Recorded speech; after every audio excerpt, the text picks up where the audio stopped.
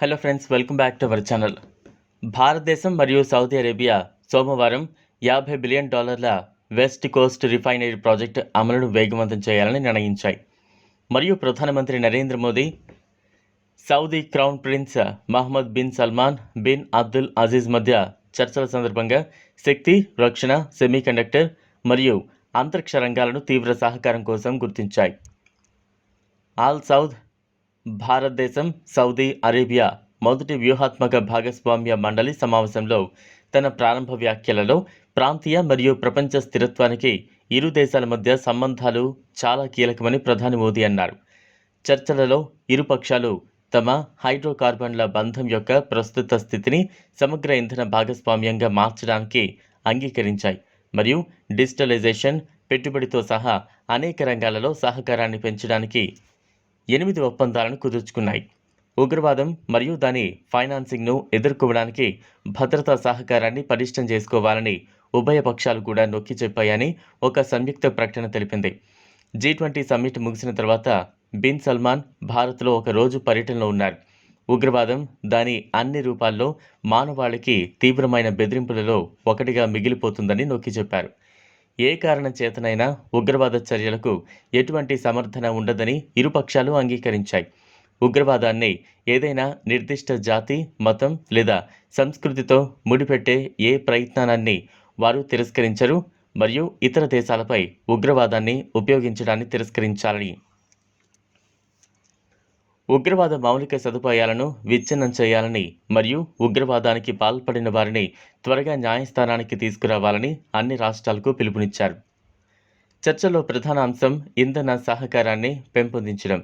ARAMCO, ADNOC మరియు భారతీయ కంపెనీల మధ్య త్రైపాక్షిక సహకారమైన వెస్ట్ కోస్ట్ రిఫైనరీ ప్రాజెక్టు యొక్క ముందస్తు అమలుకు ఇరు పక్షాలు తమ పూర్తి మద్దతును అందించాయని విదేశాంగ మంత్రిత్వ శాఖ కార్యదర్శి ఔసఫ్ సయీద్ తెలిపారు. ఇరువురు నేతల మధ్య జరిగిన చర్చల్లో ఇంధనం, రక్షణ, భద్రత, విద్య, సాంకేతికత, రవాణా, ఆరోగ్య సంరక్షణ, పర్యాటకం, సంస్కృతి వంటి వివిధ రంగాల సహకారాన్ని గుర్తించినట్లు మీడియా సమావేశంలో సయీద్ తెలిపారు.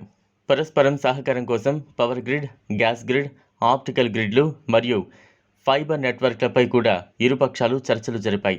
చర్చల్లో సాధారణంగా భారతీయ సమాజం మరియు ముఖ్యంగా హజ్, ఉమ్రా యాత్రికుల ప్రయోజనం కోసం సౌదీ అరేబియాలో రూపే కార్డును అంగీకరించడంతో పాటు చెల్లింపు వ్యవస్థల రంగంలో సహకారం కోసం అవకాశాలను అన్వేషించడానికి ఇరుపక్షాలు అంగీకరించాయి.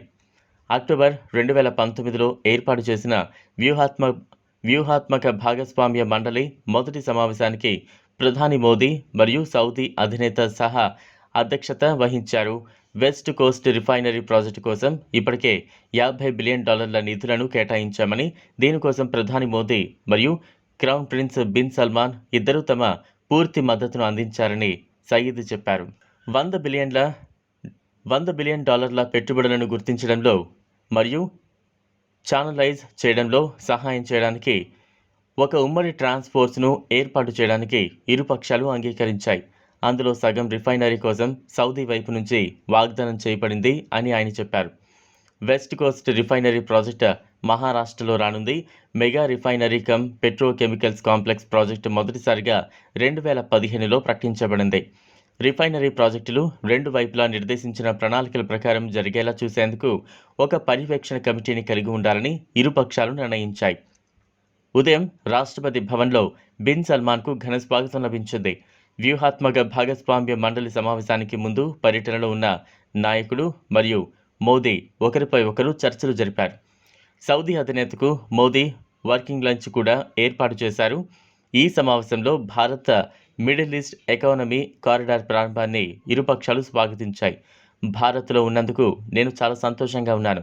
G20 సమ్మిట్ కోసం నేను భారతదేశాన్ని అభినందించాలనుకుంటున్నాను అని బిన్ సల్మాన్ లాంఛనప్రాయ స్వాగతం తర్వాత విలేకరులతో అన్నారు. సమ్మిట్లో చేసిన ప్రకటనలు ప్రపంచానికి మేలు చేస్తాయని సౌదీ అధినేత అన్నారు. ఇరు దేశాలకు గొప్ప భవిష్యత్తును సృష్టించేందుకు కలిసి పనిచేస్తామని ఆయన చెప్పారు. చూశారు కదా ఫ్రెండ్స్, ఇది వాళ్ళ వీడియో. ఈ వీడియో కనుక మీకు నచ్చినట్లయితే లైక్ చేయండి, షేర్ చేయండి, ఛానల్ను సబ్స్క్రైబ్ చేసుకోండి. Thanks for watching.